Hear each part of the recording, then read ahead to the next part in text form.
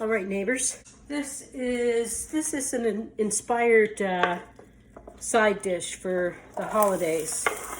My friend Debbie here inspired me about making a dish with rice and peas and diced tomatoes. Just softening these onions.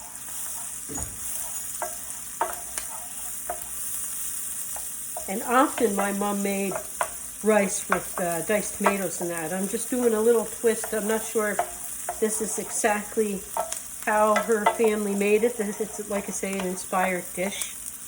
And it's going to have lemon and parmesan and all kinds of goodness. Now I have 1 cup of Arborio rice. And I have olive oil and butter in this pan. I just want to coat that. Actually, I'm going to add 2 cups. 2 cups of Arborio rice. That's all nice and coated. My oven is preheated to 350. I'm going to make a baked risotto here. My dish has been buttered. Now I have a 28-ounce can of diced, first what I'm going to do is I should mix in a teaspoon of minced garlic. Mix that through. I'm going to zest a little bit of lemon.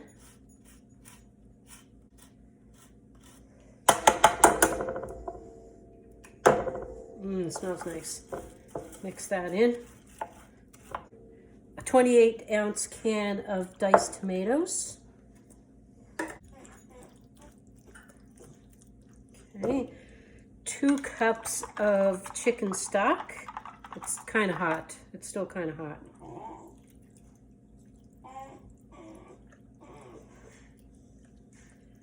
It's going to be a lot of liquid from the diced tomatoes too, so we'll see how much it's absorbing. I think I might need another cup of liquid because I did put in that extra cup of rice.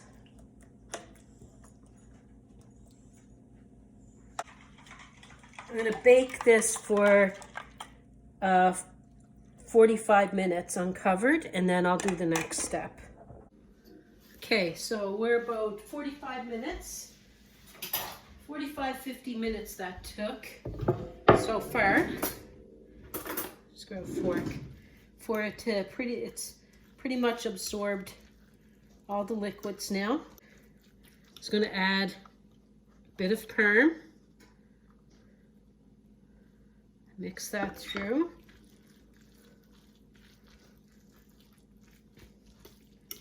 This smells good. I'm going to squeeze half a lemon.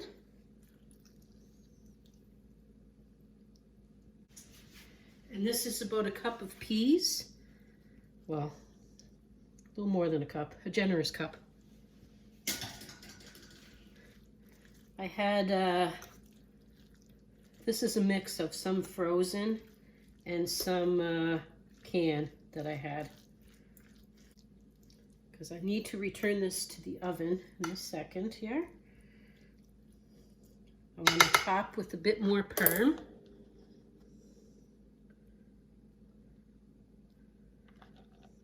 I'm going to put that in for about 10-15 minutes. Look at this. I put some lemons on for some garnish. And I took a little spoonful. If I had to try it. This is just, like I say, inspired. So thank you, Debbie, for giving me that inspiration. And, oh my goodness. The rice with the diced tomatoes and the peas. We're really going to enjoy this. I'm going to make another side dish. I'm going to make some creamy cornbread.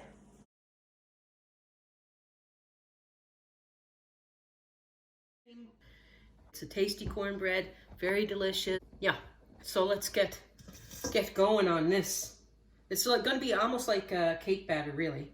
This is a cup of all-purpose flour. This is a cup of cornmeal, medium ground cornmeal. Excuse me, this is the kind that I'm using. Cup of sour cream. My oven is preheated to 400. Actually, I should have put in, this is a tablespoon. Put this in with your dry and mix it together. But anywho, I didn't. This is a tablespoon of baking powder. Mix that kind of in there. A half a cup of canola oil, or you can use melted butter.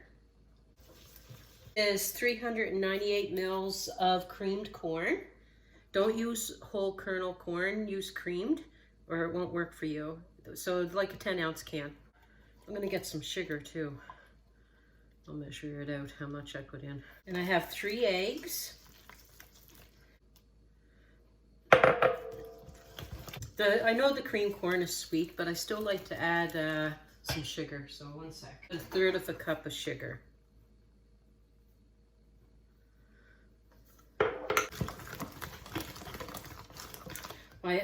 Oh yeah, I did say my oven's preheated to 400. Pinch of salt. Kind of getting this done quickly, so you could do your dry first in this, but it's just going to be all mixed together anyway. It always works out, even if I kind of do the steps in a different order.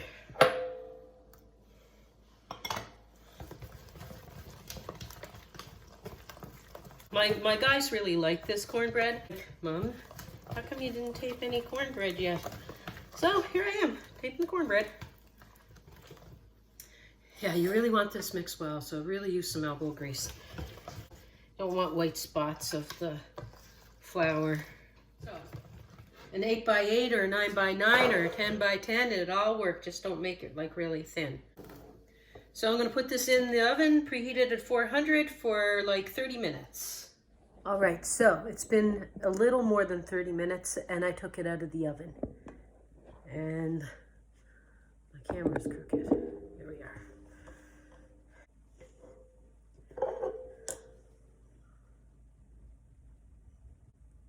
It is.